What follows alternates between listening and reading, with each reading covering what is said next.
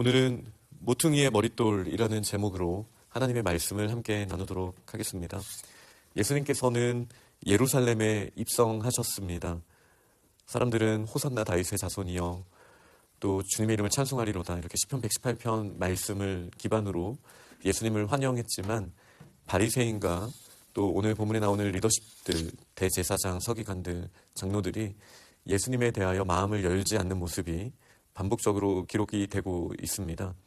특히 이 성전에 들어가셔서 어제 본문을 보면 장사하는 자들을 내쫓으시고 내 집은 기도하는 집이 되리라 이렇게 이사야서의 말씀을 가지고 말씀하셨던 내용도 있습니다.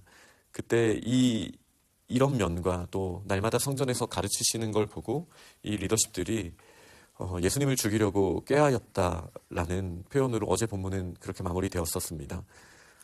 오늘은 리더십들이 와서 당신이 무슨 권위로 이런 일을 합니까? 이 권위를 준 사람이 누구인지, 준 이가 누구인지 우리에게 말해 주십시오라고 이제 예수님께 질문을 합니다.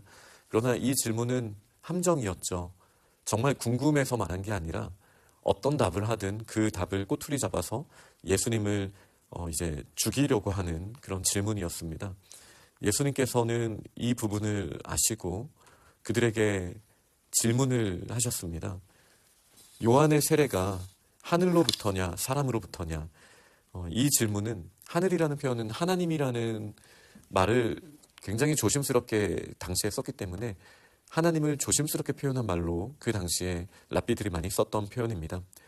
그래서 하나님이 요한을 보내셨을까 아니면 사람들이 그냥 요한을 세운 거냐 이렇게 질문하신 것이죠. 이 질문에 그들은 답할 수가 없었습니다. 그들이 하나님으로부터 보내셨다라고 만약에 인정을 했다면 요한을 받아들였어야 할 것이고, 특별히 요한은 예수님이 하나님이 보내신 우리가 기다려왔던 그분이시라는 것을 증언하였기 때문에 예수님을 받아들이지 않는 것도 그들에게는 말이 안 되는 거였습니다. 그러니 그들은 요한이 하나님이 보내신 하나님이 세우시는 사람입니다라고 답할 수 없었습니다. 또 사람으로부터다라고 말할 수도 없었습니다. 왜냐하면 백성들이, 그들 주변에 있는 백성들이 요한을 선지자로 인정했기 때문입니다. 아무리 리더십이라 할지라도 세례 요한이 사람으로부터 세워졌습니다, 하나님이 세우신 사람이 아닙니다라고 지금 공식적으로 말을 할 때, 물론 세례 요한은 이미 죽은 상황이지만 그를 따랐던, 그리고 그를 선지자로 인정하고 세례 요한에 대해서 존중하고 있는 다른 모든 백성들이 이 리더십들을 돌로 칠 것임이 분명했기 때문에 사람으로부터라고 말할 수도 없었습니다. 그래서 그들은 알지 못한다라고 사실 정직하지 못한 답을 한 거죠. 그들이 정말 깊이 생각했다면 하나님으로부터 나왔다라고 답을 할 수 있었을 것이고, 그들의 속마음에 솔직했다라면 사람으로부터라고 말을 했을 텐데, 이 두 질문 다, 이 두 답변 다 그들이 답을 했을 때 자신들에게 불리하다라는 것을 깨달았을 때 알지 못한다라고 답을 했습니다. 그리고 예수님께서도 그렇다면 나도 무슨 권위로 이런 일을 하는지 너희에게 말해주지 않겠다라고 답해 주시는 모습이 나옵니다.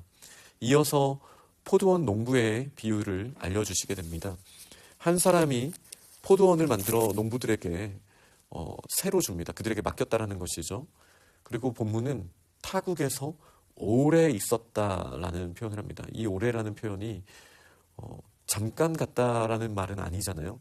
그러니 이 새로 받은 사람들이 이 포도원을 자신의 것이라고 착각할 만큼의 긴 시간이 지났다라고 저희가 이해해 볼 수 있겠습니다.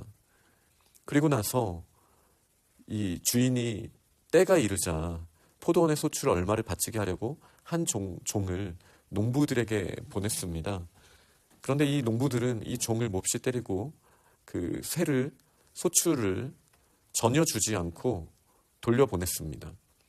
그리고 이 주인은 다시 다른 종을 보내게 됩니다. 그도 사람들은 몹시 때리고 능욕하고 거저 보내었습니다. 세 번째 종도 다시 보냈습니다. 이 종도 상하게 하고 내쫓았다라고 본문은 표현합니다. 포도원 주인은 이번에는 내가 사랑하는 아들을 보내면 그들이 존대할 수 있을 거야 라고 말하며 아들을 보내게 됩니다.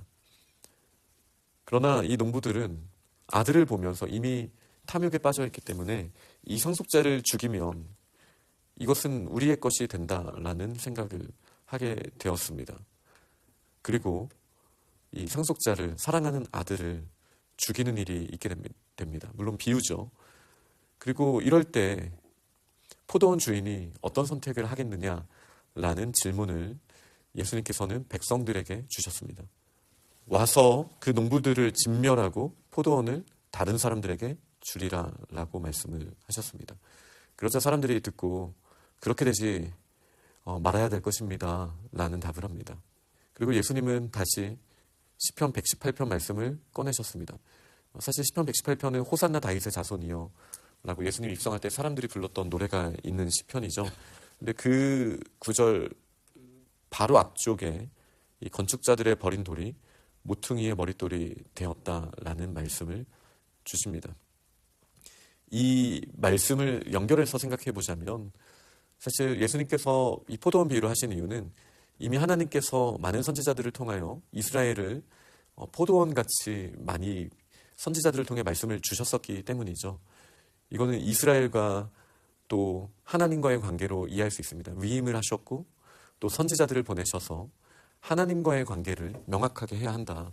지금 하나님이 당장 눈에 보이는 왕의 모습으로 계시지 않을지라도 분명히 하나님께서 우리에게 맡기신 것이기 때문에 지금 우리가 가지고 있는 이 포도원이 오롯이 우리의 것이 아니다 라는 이야기를 선지자들을 통해 분명하게 하셨고, 그리고 그 선지자들을 통해서 하나님의 왕되심을 인정하는 11조를 포함한 그렇게 다시 회복해야 한다, 가난한 자들을 돕고, 이런 면들을 선지자들을 통해서 계속 외치셨죠. 이걸 예수님은 포도원 소출 얼마를 바치게 하려고 먼 타국에서 종들을 농부에게 보냈다라고 말씀해 주신 거예요. 그런데 이 종들을 선대한 것이 아니라 그들을 괴롭히고 모욕하고 또 쫓아냈다라는 표현을 합니다. 이것이 여태까지 선지자들을 대한 태도였고, 세례 요한을 포함한 많은 선지자들을 특히 리더십들은 전혀 존중하지 않았던 모습이 있었기 때문에 이 비유는 매우 적절한 타이밍에 예수님께서 주신 말씀이에요. 그러면서도 결국 계속 예루살렘에 오신 이유를 사람들이 알지 못했기 때문에, 제자들도 사실 제대로 알지 못했기 때문에 예수님은 순환에 대한 말씀을 해주셨지만 이 비유를 통해서 사랑하는 아들을 하나님께서 보내셨지만 그를 이 포도원의 리더십들이 죽이게 될 것이다 라는 말씀까지, 십자가 사건까지도 사실 예언하시는 이 비유를 주신 상황입니다. 그러나 그 하나님의 아들을, 사랑하는 아들을 죽였을 때 마치 그 농부가 더 이상 참지 않고, 지금까지 많은 기회를 주었었기 때문에 아들까지 죽인다라면 더 이상 참지 않고 진멸하고 포도원을 다른 사람에게 주리라 라는 말씀을 주신 거잖아요. 그러면서 시편 118편에 있는 이 건축자들의 버린 돌, 이 선지자들을 거부하고 아들을 죽이기까지 했지만 그들이 건축하려고 했던 것이 다 무너지고 이 버린 돌이 모퉁이의 머릿돌이 되었다. 이제 새로운 건축의 주춧돌이 되었다라는 말씀을 주신 거잖아요.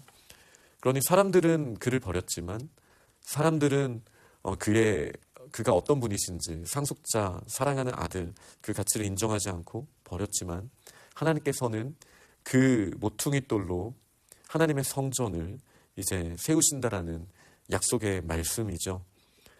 그러나 이거는 필연적으로 이전 시대가 완전히 무너지고 끝이 나고 이제 새롭게 하나님의 새로운 건축이 시작된다라는 선포의 말씀이시기도 합니다. 그런즉 누구든지 이 예수 그리스도를 거부하면 완전히 황폐화되어지는, 이 버려지는, 무너지는, 그리고 하나님의 심판을 피할 수 없는 자리에 있게 되는 것이에요. 그래서 이 돌이 사람 위에 떨어지든 누구든 이 돌 위에 떨어지든 깨어지고 가루가 된다라고 예수님께서 설명을 해주신 거예요.